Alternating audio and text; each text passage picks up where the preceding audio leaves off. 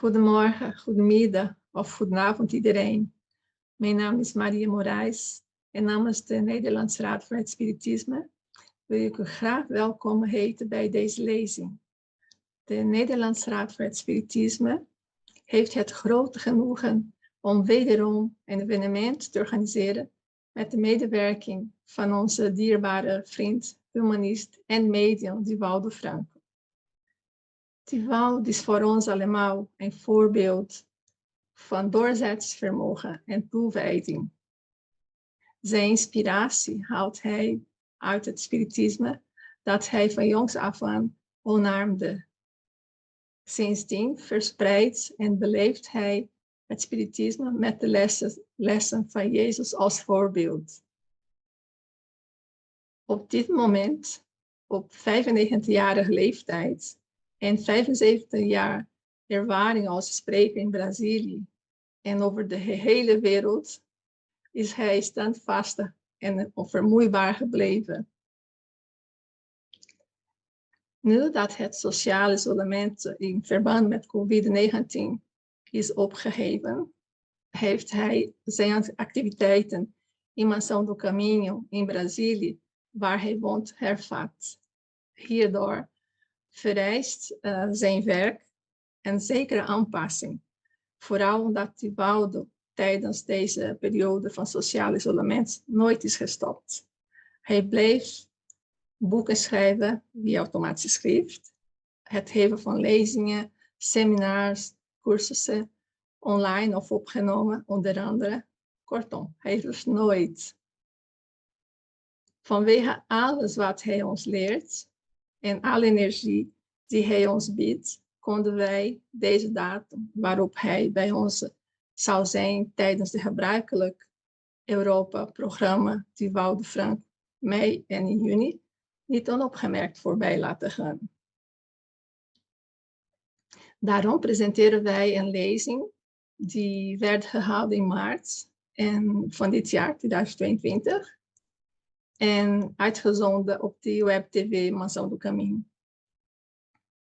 Deze lezing heeft als thema hoop en troost en is vertaald in het Italiaans, Duits, Engels, Frans, Fins, Noors, Zweeds en Nederlands. En zal beschikbaar zijn op de websites en YouTube van Mansão do Caminho. Voor degenen die hem nog niet kennen, zullen wij zijn levenswerk van 95 jaar samenvatten. En dan zullen wij een video laten zien over het maatschappelijke werk van de stichting Mansão do Caminho. Hier een paar puntjes uit zijn biografie. Divaldo Franco komt uit Salvador da Bahia, Brazilië. Hij is opvoeder, medium, spiritistische spreker en filantroop. Zijn werk krijgt brede erkenning, zowel in Brazilië als wereldwijd. Hij heeft verschillende titels ontvangen, onder andere ambassadeur van de vrede in de wereld, van de Verenigde Naties, en ambassadeur van de goedheid van de stichting Kelsang in United Kingdom. 4 universiteiten, 3 in Brazilië en 1 in Canada, hebben Divaldo Pereira Franco de titel van dokter honoris causa toegekend. Op 95 jaar leeftijd blijft Divaldo Franco onvermoeibaar werken aan de sociale inclusie en het bevorderen van vrede in de wereld door middel van zijn boeken en zijn lezingen. Hij schreef via het automatische schrift 285 boeken met doel de realiteit van het leven te tonen en om die innerlijke harmonie van de mens te bevorderen. Van dit gigantische literair werk werden meer dan 10 miljoen exemplaren verkocht, waarvan 104 boeken in 17 talen werden vertaald. Zijn meest recente boek is Naar de wereld van regeneratie. Alle auteursrechten zijn officieel geschonken aan de Mansão do Caminho en vormen een waardevolle hulpbron voor dit educatief project, dat in 1952 werd opgericht door Divaldo Franco en zijn trouwe vriend Nilson Pereira de Souza. Mansão do Caminho is een prachtig voorbeeld van naastenliefde in zijn puurste vorm. We zullen nu een kort filmpje over de activiteit van Mansão do Caminho laten zien. Daarna geven wij het woord aan Divaldo. Wij wensen u hierbij alvast veel spiritueel genoegen en veel kijkplezier toe.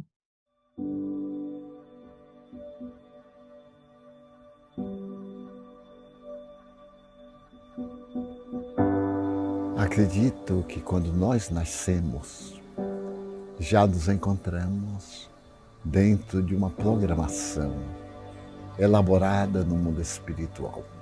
O grande desafio é utilizar do livre-arbítrio para seguir o objetivo que nos pode levar à plenitude espiritual. Então eu ouvi uma voz que me disse: isto é o que farás da tua vida. Serás educador de almas.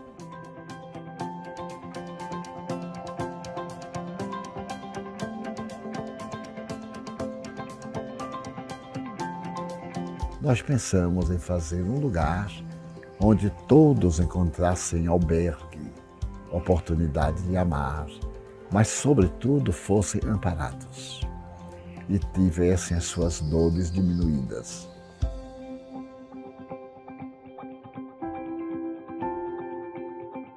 O nosso objetivo era promover essas famílias, para que mais tarde cada qual pudesse viver por conta própria, dignificando-as, fazendo-as cidadãs do mundo. E temos conseguido.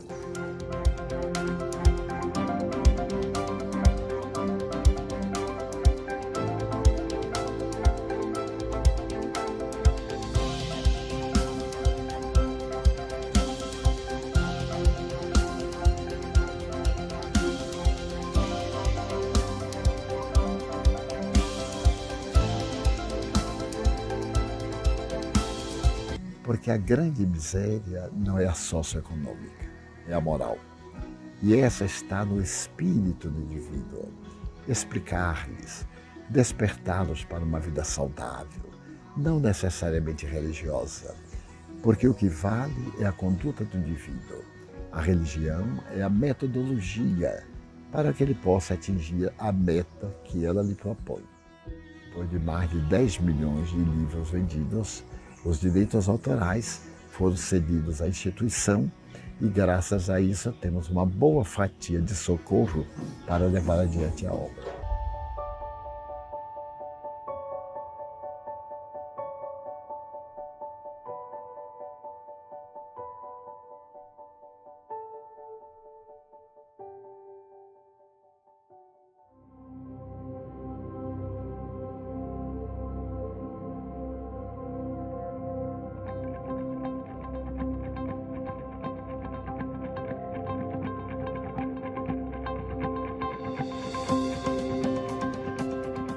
Senhoras, senhores, queridas irmãs, queridos irmãos espíritas, caras amigas e caros amigos que nos acompanham através da Web TV Mansão do Caminho, nossos votos de muita paz. Há aproximadamente 19 séculos antes que fosse publicado o Livro dos Espíritos, os filósofos e pensadores da época, particularmente na Grécia, tentaram explicar um dos então mais graves enigmas que existiam no pensamento. Antes deles, naturalmente, na Índia, na China, civilizações de cultura mais recuada, a questão palpitante também havia chamado a atenção. Na Grécia, no entanto, nós tivemos a oportunidade de ver que Leucipo, Lucrécio, Demócrito preocuparam-se largamente com a constituição da matéria. Que seria a matéria? As formas, porque a sua apresentação. Como era constituída a vida, de onde vinham os seres, especialmente os animais, os homens e as mulheres, qual era o seu destino e especialmente como eram constituídos. Foi então que Lucrécio e Demócrito estabeleceram que a criatura humana e que todas as coisas materiais eram formadas de conglomerados atômicos, isto é, de partículas indivisíveis. A matéria ia sendo divisível até chegar a uma parte em que não podia mais ser dividida. Ela era esférica e mais tarde Leucipo acrescentou com Demócrito que provavelmente deviam ter uma argola para poder acoplar-se umas nas outras, assim formando o campo da aparência. Mais tarde, Aristóteles, que herdara a cultura de Sócrates e de Platão, asseverava que o importante era conhecer os elementos principais que formavam a matéria e estabeleceu que eram 4 elementos: o ar, o fogo, a terra e a água. Eles eram responsáveis pela sequia, o calor, pela frieza demasiada, mas também pela abundância de manifestações em que eram vistos. As ideias do ponto de vista materialista aí ficaram condensadas. As ideias espiritualistas encontraram em Sócrates, em Platão e em Aristóteles outras explicações, conforme a Bíblia dos judeus. Mais tarde, essa investigação na Idade Média chamou a atenção de Renato Descartes e de Newton, que estabeleceram que essas formas eram indefiníveis, mas que possuíam elementos dentro delas. Foi mais ou menos entre 1802 e 1807 que Dalton, o grande químico, estabeleceu que, através das suas observações, havia, dentro deste elemento único, outras partículas, mas ele não pôde ir adiante por falta de recursos técnicos da química. Só mais tarde, bem mais tarde, por volta de 1872, que William Crookes, na Inglaterra, fez um tubo e envolveu esse tubo, fazendo passar internamente por ele uma corrente elétrica. E Crookes notou que do polo negativo saía uma suave claridade. Ele denominou a essa claridade de fluidos catódicos, ou energia catódica.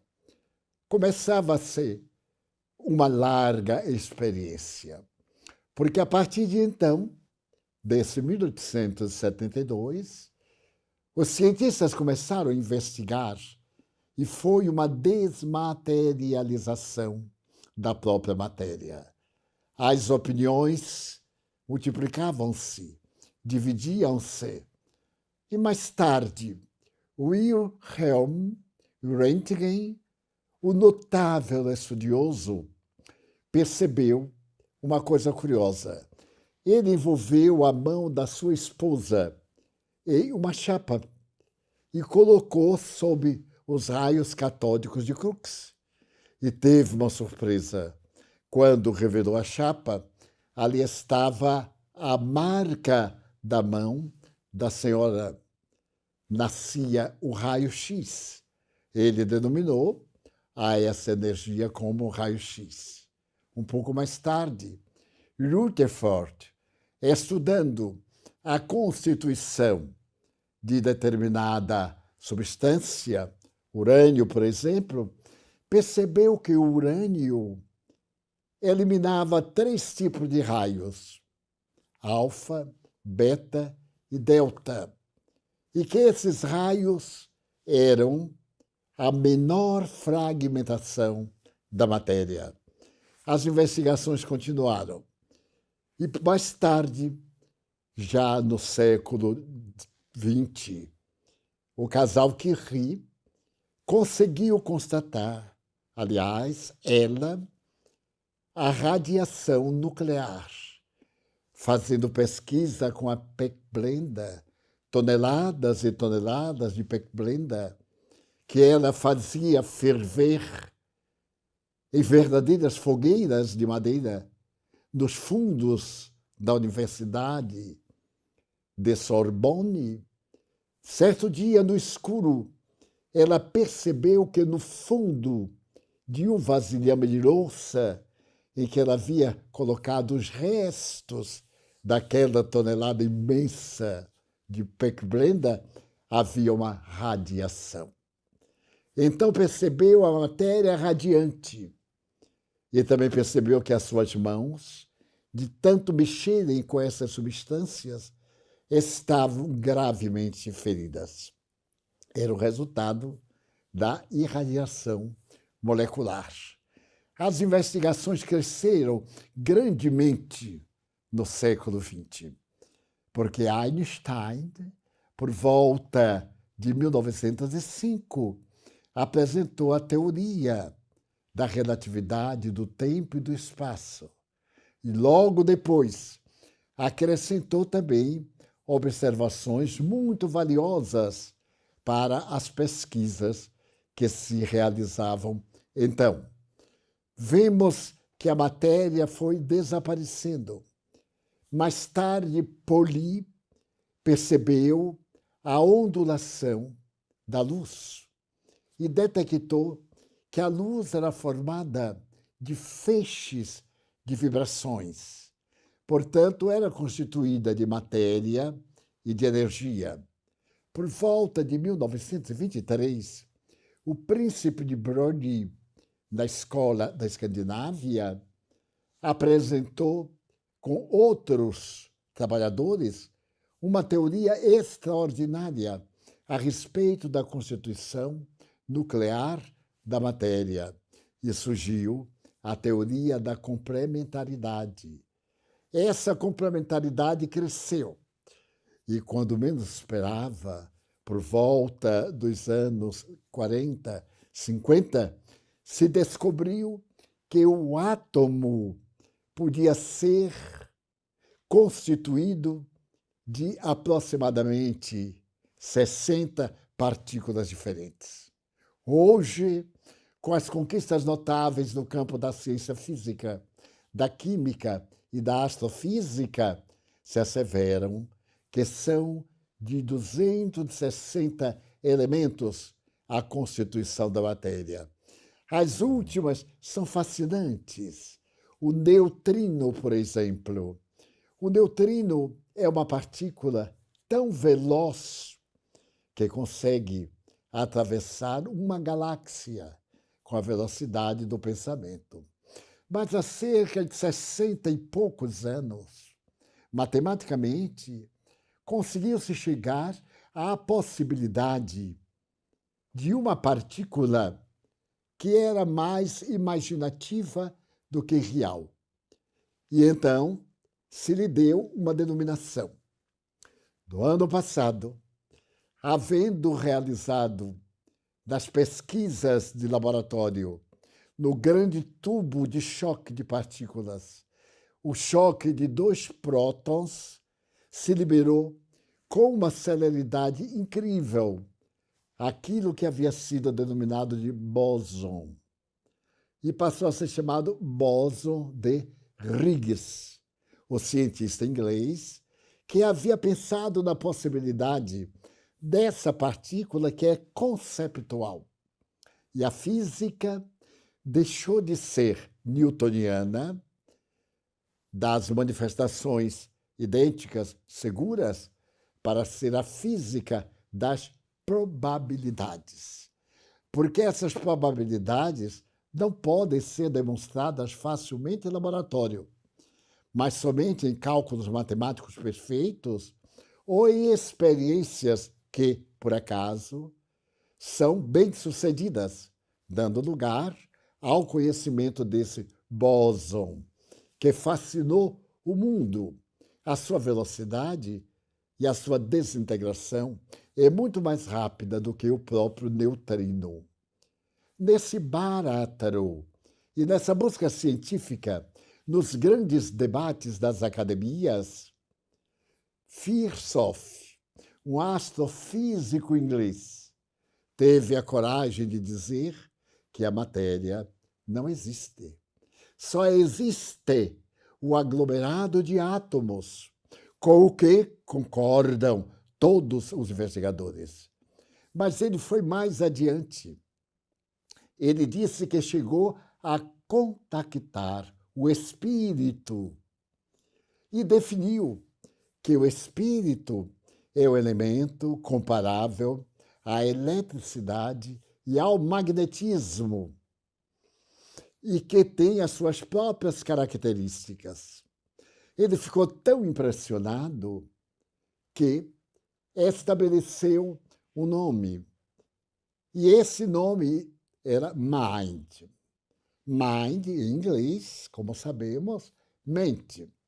Mas então ele explicou que a mente, que o espírito, era constituído de partículas, às quais ele deu o nome de mindomes. E a energia passou a ser a razão do universo. Energia que se transforma em matéria quando congela ou quando se aglutina. Matéria que, ao ser diluída, se converte em energia.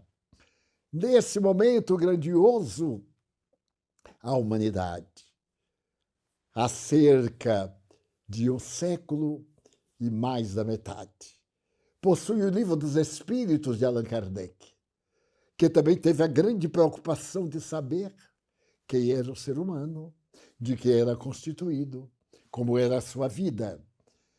E Allan Kardec perguntou aos espíritos que era Deus. E os espíritos responderam que é a causa básica do universo, a inteligência suprema. E mais tarde, Allan Kardec perguntou: e que provas nós temos da existência de Deus? A resposta foi fascinante. Tudo aquilo que não foi feito pelo homem, por Deus foi feito. Se nós olharmos as constelações, as galáxias, que hoje são contabilizadas em sextilhões, cada uma delas com milhões, trilhões de astros no firmamento, ficaremos deslumbrados com esta inteligência suprema que criou o universo. Mas teve um momento em que o universo apareceu. E os cientistas até hoje perguntam: este universo que nós estamos, será que é o único? Foi o primeiro? Haverá outros? E Lemaitre, também o investigador, estabeleceu que o nosso universo começou há 15 bilhões de anos, quando houve o Big Bang, a grande explosão. Dois cientistas, Penzias e Wilson, detectaram essa explosão, daí terem conseguido medir o tempo em que houve aquele encontro de duas partículas que se mantinham paradas, até que uma delas potencializou, houve o choque, e aí começou a expansão do universo.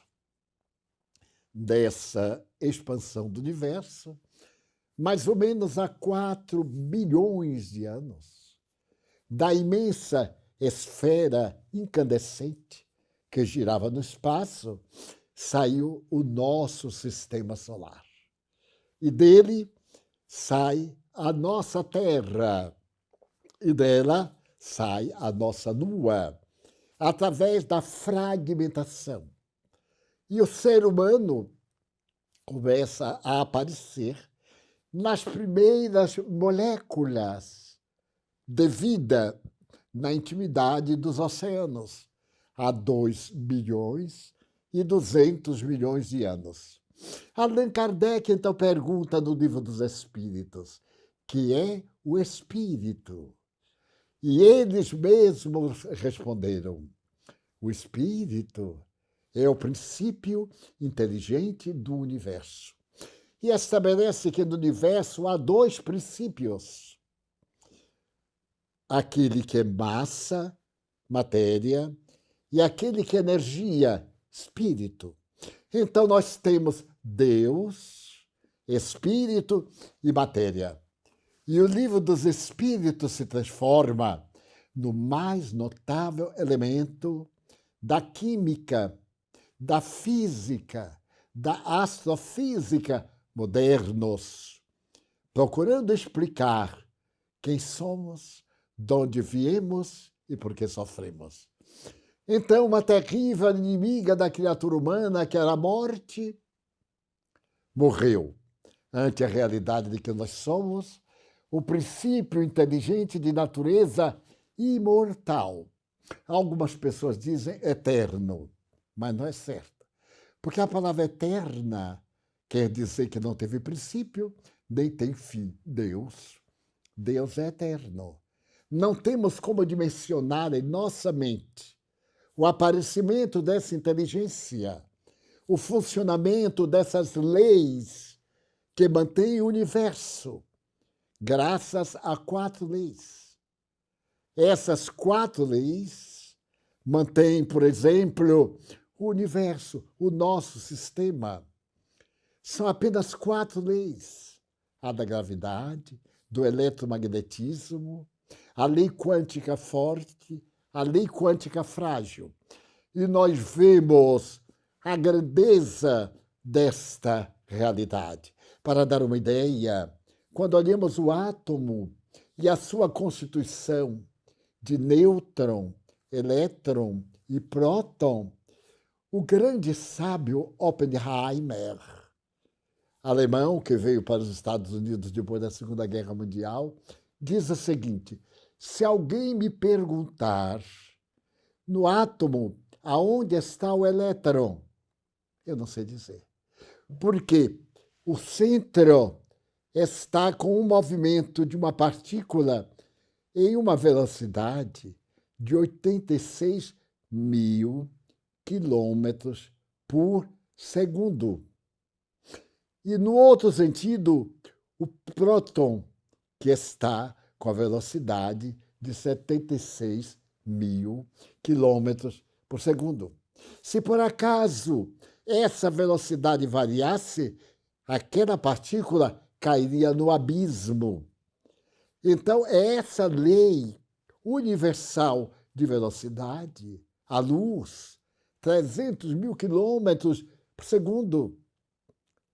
Então, são leis transcendentais que regem o universo no qual surgiu a vida.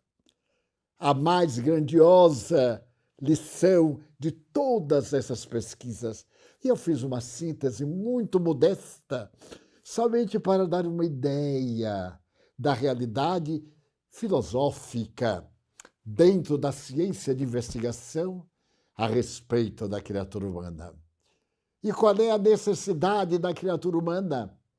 Desde aquela pequena célula, desde os líquens no fundo do mar, e depois a sua proliferação, o surgimento das primeiras partículas vivas, das plantas, dos seres animais, depois a multiplicidade das guelras nos peixes, dos aparelhos respiratórios dentro das águas, para o surgimento dos batráquios, depois dos quadrúpedes, das aves, e desta realidade imensa que hoje nós podemos contemplar através dos notáveis conhecimentos da ciência. Então veio o Espiritismo, esta revelação filosófica, científica, ético-moral, de consequências profundas na religião. Por que suas consequências são profundas? Porque no momento em que o primatas homini saiu do instinto para a razão, ele começou a pensar. Até então, era um animal, como os outros animais. Diferia da sua estrutura, mas tudo nele eram instintos. Comer, dormir, fazer sexo. De repente, na furna em que se encontrava, ele teve medo. Medo que ele não tinha, porque era um animal que enfrentava os animais. Mas, de repente, ele percebeu que, estando na furna, qualquer animal predador entrava e destruía-lhe a vida. Então, o que faz? Ele sai da furna e vai residir nos lagos, nas palafitas, porque qualquer adversário ele podia perceber e fugir em tempo. Então ele passou a pensar, e a primeira emoção desse ser foi o medo. O medo que está aliado ao instinto básico, à preservação da vida. Todos, por instinto, lutamos contra a morte. Reagimos, fazemos esforço, dizemos que não acreditamos, não temos medo da morte, até a hora que ela chega. Naturalmente existem exceções, como em qualquer outra regra, mas eu falo da generalidade. E nós somos consumidos. Mas somos consumidos, por que nós morremos? Porque nós temos um quantum de energia que nos dá essa vitalidade. A vitalidade a essas partículas atômicas que estão dentro de nós, 260, como disse, e que constituem o universo, porque elas estão em nós, como Allan Kardec recebeu dos Espíritos, da questão 540 do Livro dos Espíritos. O átomo primitivo um dia será anjo, através do fenômeno da reencarnação. Assim como o anjo de hoje foi átomo em algum momento da nossa história ancestral. O Espiritismo vem como ciência. Por que como ciência? Porque se pode investigar em laboratório. Enquanto os sábios usam instrumentos especiais para penetrar nas micro e macropartículas, o Espiritismo usa a mediunidade, uma faculdade orgânica das criaturas humanas. E, através dessa faculdade orgânica, o Espiritismo demonstra que a morte é exatamente uma mudança de estado vibratório. Eu estou hoje na matéria, como você que me ouve. Aqui estão aglutinados os átomos. Mas se eles se desarticularem por falta da energia, que chamamos energia vital, há uma desagregação, a falência dos órgãos e a morte do corpo. Mas não da energia, que nós chamamos alma ou espírito. Esse espírito é o ser que pensa. O organismo é a máquina através da qual ele se comunica. Façamos de conta que essa máquina é o escafandro para descer à intimidade das águas. Quando tiramos o escafandro, continuamos pensando. O escafandro não pensa, ele obedece ordens. Essas ordens vêm do psiquismo, do espírito, do ser, do princípio inteligente. E a esse princípio inteligente, Deus concedeu o grande milagre da vida. A vida, muitas vezes mal falada, combatida, é um dos mais notáveis milagres junto ao universo. O universo é um milagre. Nós nunca podemos saber por que ele existe, para que existe e por que estamos nele. A grande verdade é que ele existe, estamos nele e evoluímos com ele na direção de um estágio que o Evangelho chama o reino dos céus, e de quem Jesus falou que o reino dos céus está dentro de nós. O Espírito vem dizer que esse reino dos céus não é um lugar, embora haja lugares de energia onde vivemos. A Terra é uma cópia desse lugar de energia plena, mas é uma cópia imperfeita. Tudo que temos aqui, temos lá, mas nem tudo que existe lá nós temos aqui, porque somos cópia. Trazemos essa ideia no inconsciente da matéria, vitalizamos-la, tornamos-la realidade objetiva, que mesmo depois que passa a matéria, essa energia permanece. E então vem dessa investigação, através dos fenômenos mediúnicos que comprovam a imortalidade da alma, a certeza inabalável da religião criada pelo pensamento de Jesus, ou criada no pensamento de Jesus. Quando este homem extraordinário veio ter conosco, a humanidade se encontrava lamentavelmente dominada pelo politeísmo, com a exceção do povo israelita, que acreditava no Deus único. E no meio de todas as questões vigentes, esse homem singular e diferente veio nos ensinar que o alimento dessa energia chama-se amor. Enquanto o corpo necessita de variadas substâncias para manter todas essas organizações atômicas, o princípio inteligente precisa de vibração. Vibração afetuosa, do amor na sua amplidão e na sua variedade infinita. Isso nós vamos ver na harmonia. O que é a harmonia? É uma lei de amor que aglutina as coisas dentro de uma ordem. Aristóteles falava muito a respeito da harmonia. Porém, Platão falava da ética, ambos 400 anos antes de Jesus. Jesus vem e fala da ética, amar, da harmonia, fazer o bem. A minha harmonia íntima depende do que eu faço ao meu próximo, porque o que eu faço ao meu próximo, eu estou fazendo a mim mesmo. O bem ou o mal que eu fizer é para mim. É um bumerangue. Atira-se o bumerangue, ele vai e volta. Ele tem uma curva e retorna ao lugar de onde ele partiu. Então surge o destino da criatura humana. Qual é o nosso destino? As religiões dizem a mesma coisa, com palavras diferentes. Vai para o Averno, vai para o céu, vai para o paraíso, vai para Shangri-La. Nós voltamos às origens, ao mundo de origem, que é chamado o reino da imortalidade. Se nós formos nobres, se tivermos uma vida saudável, nós voltaremos muito bem.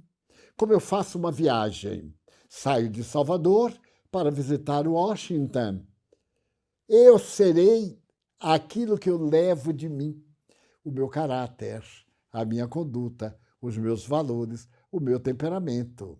Em Washington, eu posso degenerar ou posso aprimorar-me. Quando eu voltar para Salvador, eu trarei as experiências que levei e aquelas que eu pratiquei em Washington. Não importa que seja em outro lugar, elas estão na alma que eu sou. Uma alma, um espírito encarnado. E aonde quer que eu vá, esse contributo irá comigo. Eis aí porque existe sofrimento. O que é o sofrimento? Buda perguntava, Por que sofrer? Exatamente por causa da fragilidade da matéria. É um desgaste. Nós pegamos o aço mais inoxidável. Com o tempo, ele consegue sofrer as intempéries. Tudo se transforma no universo, menos o amor de Deus, que permanece para nós. Então, a filosofia desta ciência está toda centrada na ética moral do Evangelho de Jesus. Porque Jesus disse, eu vos mandarei alguém. Eu não vos deixarei órfãos. Eu mandarei alguém consolar-vos. E é por isso que no livro dos Espíritos, este manancial de sabedoria, na quarta parte, há um outro livro, ele é constituído de 4 livros, e o quarto se chama Esperanças e Consolações. Nós teremos que manter sempre a esperança, porque a nossa fatalidade é o bem, é a felicidade. E se nós aprendermos a cultivar a felicidade através dos bons pensamentos, das boas palavras, das boas ações, nós agora teremos consolações. Mesmo a morte desaparece. Lhes contarei uma experiência. Faz mais de 40 anos. Eu era muito mais jovem. Hoje eu sou um rapazinho de 94 anos. Naquela época eu deveria ter uns 50. Muito bem. Nós temos o hábito de atender as pessoas que nos procuram. Antes da reunião, essas pessoas passam por um atendimento fraterno, são encaminhadas ou depois das reuniões públicas. E eu estava atendendo a uma fila depois da reunião, quando veio até mim uma senhora muito desesperada. Ela se fazia acompanhar de uma amiga que a confortava, pedindo que tivesse paciência. A senhora chegou-se até mim e foi bastante rude, para não dizer grosseira. Ela disse, eu vim aqui por instância de minha amiga, porque eu não acredito. Eu não acredito nos espíritos, não acredito no Senhor, não acredito em nada, mas eu estou desesperada. Eu sou psiquiatra da corrente psicanalítica, sou freudiana. Não creio em nada. Mas eu era mãe. Meu filho, aos 16 anos, suicidou-se. E eu estou desesperada, porque a minha vida desapareceu também. Para que a minha vida, meu marido e eu, meu marido é psiquiatra, estamos aqui em Salvador, temos uma imensa clientela, vivíamos em função da formação do caráter e da vida do nosso filho. E no domingo passado, ele suicidou-se. Então, nós estamos desesperados. O que é que o senhor pode me dizer? Eu olhei-a demoradamente, como a dor enlouquece as pessoas. E como o materialismo não tem nada para nos dar. O que é que o materialismo diria para ela? Dê um tiro na cabeça e morra também. Mas será que resolvia o problema? Ele disse, Keila, acredite ou não a senhora, a morte não encerra a vida. Muita coisa eu queria que não fosse, mas infelizmente é diferente. Então não é o fato de eu crer e a senhora não crer que existe a imortalidade da alma. Ela existe porque é uma lei do universo. Nada morre, nada se perde, tudo se transforma. Nós temos isso na química há vários séculos, mas também é na vida. Seu filho não morreu, cometeu um dos mais graves erros morais perante a vida. O suicídio, como diz Kardec, neste quarto livro de Esperança e Consolações, é o inimigo terrível da vida, é o crime mais covarde, porque quem vai se matar não dá oportunidade a si mesmo para que se possa salvar. E é um ato de ingratidão. o indivíduo é egoísta, o seu drama faz ele se matar e ele faz que aqueles que o amam sofram. Será isso justo? Seu filho tinha um motivo para se matar, ninguém mata-se sem motivo. Mas ele não pensou no seu amor de mãe, no amor do pai, possivelmente da namoradinha, dos amigos e do trauma que a todos nos causa. Mas enquanto eu falava com ela, eu fui entrando em transe e vi, como normalmente, acercar-se uma senhora bastante diferente dela, fisionomicamente, de estrutura. Ela era uma senhora mais ou menos de 1,60 m, a outra era uma senhora mais alta, mais delicada nas formas, mais magra. A senhora se aproximou de mim e me disse: minha filha é uma sofredora. Ela é ateia, é materialista e sofre, porque ela quer uma explicação para tudo e o materialismo não tem. Quem está falando é Leontina. Diga para ela, eu sou a mãe dela. Eu morri há menos de 3 meses. Diga para ela. Eu continuei falando outras coisas e, de repente, eu disse, apesar da senhora não crer, eu lhe pergunto, a senhora acha que eu lhe conheço? Não, nunca ouvi. Não, você não me conhece. Eu disse, mas eu conheço a dona Leontina. Ela teve um choque. Mas dona Leontina é mamãe. Eu disse, exatamente. Ela está aqui dizendo-me que ela morreu há uns 3 meses e está tentando salvar o neto, que era uma das razões da vida dela. E me descreveu o neto, falei a ela. Mas, nesse momento, eu vi um rapaz magro, pálido, com a marca de um tiro no rosto, sangrando.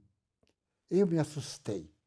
Então, dona Leontina me disse, é meu filho, meu neto querido. Ele suicidou-se com um tiro de revólver. Notem, ela me disse que ele se suicidou, mas não como. Então, ele veio aqui para poder confortá-la, embora ele esteja com muito ódio dela e do pai. Porque ele tinha a vocação religiosa. Desde criança ele adorava a religião católica. Queria ser padre. Frequentou o catecismo contra a vontade dos pais. Deixaram. Frequentou a cruzada eucarística. E agora, aos 15 anos, ele queria permissão para, no ano seguinte, entrar no seminário menor.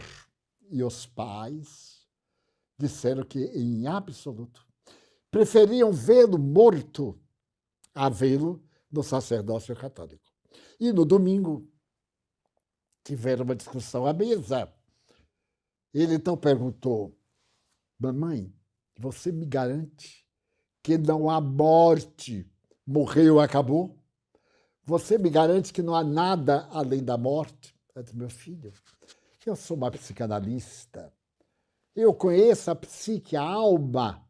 O ser humano acabou, acabou. Quando falta oxigênio no cérebro, acabou o pensamento.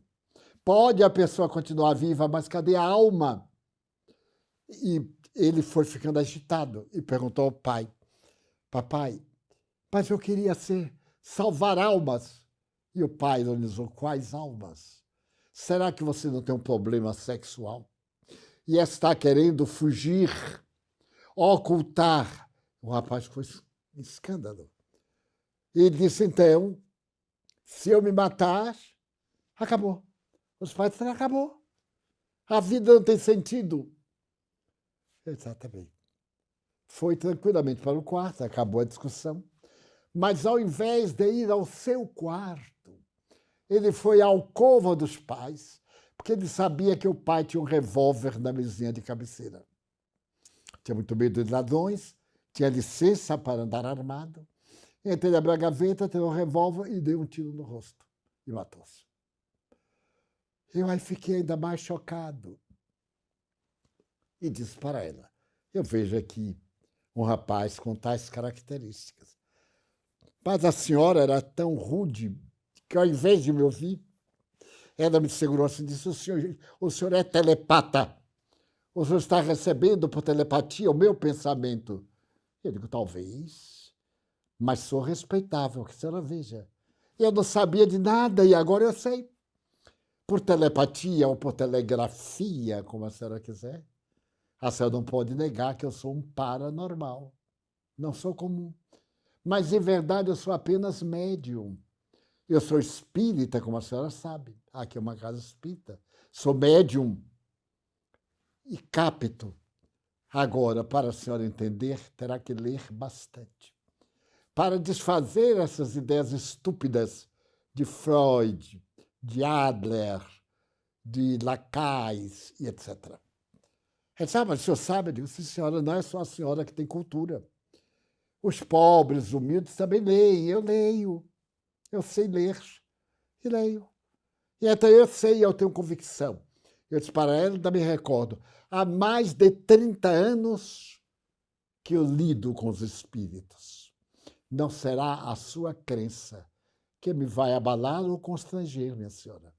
E lembre, a senhora veio aqui. Eu não a chamei. Porque nós não insistimos com ninguém. A pessoa está sofrendo, vem. Se não vem, achamos ótimo. Que seja feliz. Não somos daqueles que impomos ser feliz conosco. Não, não. A senhora tem de ser feliz conforme os seus padrões. Ela disse: o meu filho, o que é que ele está dizendo? Mas eu não falei. Porque ele estava dizendo: ela me matou. Ela está com a consciência de culpa. Porque foi graças a ela e a papai, quando disseram que eu ia encontrar o nada, que eu me matei, para que eu continuar naquela vida, ter a minha fé, a minha religião, e não poder exercer. Mas eu não disse. Não era o momento próprio. O médium deve ter muita tranquilidade e discrição para saber o que transmite. Ficamos um pouco e ela foi, ainda acalmou. E disse: mas, senhor Divaldo, como é que se explica isso? Eu sei que morreu, acabou. Eu digo: não. Falaram para a senhora que morreu, acabou. Mas nem tudo o que nos falam é verdade. Isso mesmo não é verdade. Pode ficar tranquila. Senhor Divaldo, o senhor me recebe se eu vier com meu marido? Eu digo: aqui na fila. Eu não faço atendimento particular, porque não sou guru, não vivo disto. Eu tenho trabalho, sou funcionário público, e nas minhas horas de folga, ao invés de ir para os divertimentos comuns, eu me dedico ao espiritismo. É uma doutrina diferente, religiosa, em que se pratica a caridade, mas pode trazer seu marido. Ela ficou um pouco abalada, porque ela tinha que decifrar tudo o que eu lhe falei. Nunca me tinha visto. Se era telepatia, formidável, eu acho ainda mais formidável que o pensamento dela me tivesse contando tudo isso. Bom, se foi, eu continuei a vida normal. Na próxima reunião, que foi na terça-feira, isso foi no sábado à noite, eu a vi nas cadeiras que nós reservamos para os visitantes que nos querem falar, acompanhada de um senhor. Ele tinha um rosto patibulacho. Ela estava com as marcas do choro, mas não estava nervosa. Por fim, na sua hora, ele veio com ela e disse: Divaldo, este é o meu marido. Ele disse que as mulheres temos muita imaginação e que tudo aquilo que eu falei com o senhor é imaginação minha. Isso não se dá. O senhor poderia dizer a ele alguma coisa? Eu digo: não é assim. Vamos devagar. De lá para cá, e não daqui para lá. Eu não sei se tem algum espírito que queira vir. Eu sou um telefone, mas se não tiver quem faça a chamada, o telefone fica desligado. Vamos conversar. Ele disse: Divaldo, eu sou psiquiatra. Eu disse: pois não, sua esposa disse. E começou a falar. Era um homem muito culto. Fomos conversando. Em certo momento, eu vi chegar a sogra dele, aquela mesma senhora, um espírito muito bom. E então a senhora me disse, ele é um homem sensato. Ele não crê por causa da sua formação cultural. Mas, se você falar alguma coisa que eu lhe vou dizer, ele vai ficar impressionado. E então ela me falou algo muito particular da convivência da família lá na casa deles, que ela morava com eles. Então eu disse assim, doutor, aquele mesmo anjo a que eu me referi, a mãezinha dela, está aqui conosco. Ele disse, Divaldo, como é que o senhor vê? Eu digo, como qualquer pessoa vê. Quem tem miopia vê com deformidade. Se usar o óculos, corrige e vê com perfeição. Eu não posso explicar como é que se vê. Diria, vendo. Aparecem, vendo. Constituídos de uma energia que foi a energia que tiveram durante a reencarnação. Diz, mas é tão interessante que chega a ser impossível. Eu digo, eu também acho. E então aí eu disse, e ela estava falando de quanto foi feliz, que o senhor não era um genro para ela, era um filho. A ponto de me ter referido, eu disse para ela, não sei quais os detalhes, para não constranger. Mas ela me disse que tal fato, um fato muito pessoal, que o senhor ainda não falara com a sua mulher, falou com ela. E ela lhe aconselhou a conversar com a sua mulher. É verdade? Ele ficou lívido, já era pálido, mas ficou lívido e disse assim, é interessante. E perguntou a ela, lembra-se, meu bem, daquele fato, e narrou o que o Espírito me tinha dito e eu não falei. E até disse, mas, meu Deus, os ateus chamam também por Deus, é tão curioso. Meu Deus, se isto é verdade, qual é o sentido da vida? Eu seria amar, ajudar o próximo, como eu estou ajudando o senhor. Nunca o vi e talvez nunca volte a ver. Mas estamos aqui conversando, dando sentido à sua vida. Com a perda de seu filho, o senhor perdeu a razão de viver. Eu disse, agora minha vida é vazia. E fomos conversando. E mais. Aí aparece o rapaz. Aparece o rapaz e Joana de Ângeles, minha mentora, permitiu que ele escrevesse ao pai. Eu tenho sempre papel, mensagens e as obras de Allan Kardec para oferecer às pessoas que vêm falar comigo. Então eu peguei papel, o nosso palco era um pouco mais alto. Eu debrucei-me e ele escreveu uma mensagem muito rápida, mas muito angustiada por causa do suicídio. Senti as dores morais e as dores físicas da bala da face. E então eu disse, olha aqui a mensagem que ele está lhe mandando. Esse homem parou e me disse estas palavras. Às vezes, eu trabalho com um doente e minha mulher trabalha também. Lutamos 10 anos para limpar, foi a palavra que ele usou, para limpar o indivíduo de um trauma, de um problema. E quando ele está limpo, nós dizemos, agora vá e goze. Ele sai do consultório, vai atropelado por uma bicicleta e morre. Não é um paradoxo? Ele disse, é um paradoxo. E então ele me disse mais. Às vezes eu tenho vontade de dizer assim, vá gozar, vá divertir-se, porque você vai morrer. A vida não tem sentido, mas agora eu sei que tem sentido. E voltaram, e tornaram-se espíritas.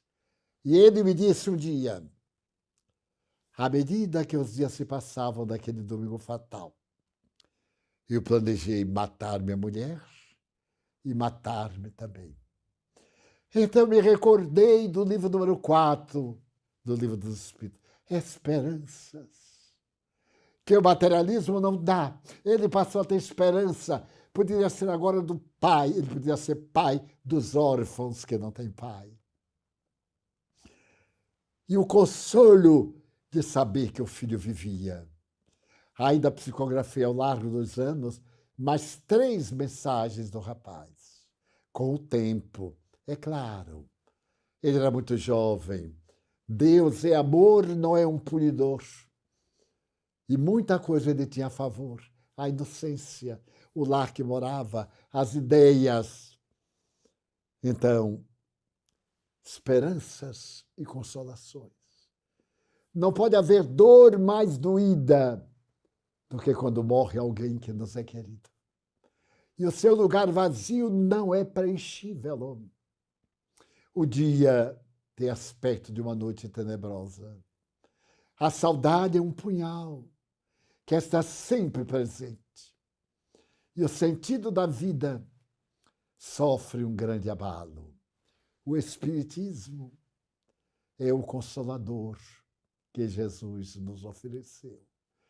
Nos dá a esperança de viver. Eu tive a experiência de quase morte por volta de 1970. O médico me deu menos de um mês de vida. Ele já morreu há muitos anos e eu aqui estou. Na certeza da imortalidade da alma, aguardando o momento da grande viagem, porém aguardando na ativa, com os limites que uma idade avançada às vezes impõe, com esses problemas da atualidade e a certeza do valor de nosso Senhor Jesus Cristo. Nunca vos deixarei órfãos.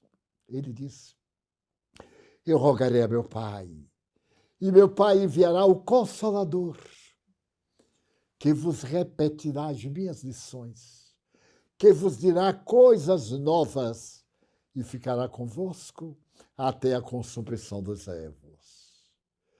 Aguardemos que esta mensagem luminosa, incerta em 5 livros básicos, em 2 suplementares e numa revista que foi publicada desde janeiro de 58 até março de 69 do século pré-passado, e nós temos a doutrina espírita, esse diamante lapidado, com as obras complementares dos médiuns sérios, dos apóstolos da causa, dos devotados servidores do bem, para nos enriquecermos de esperança e termos a alma consolada pelo carinho doce de Jesus Cristo.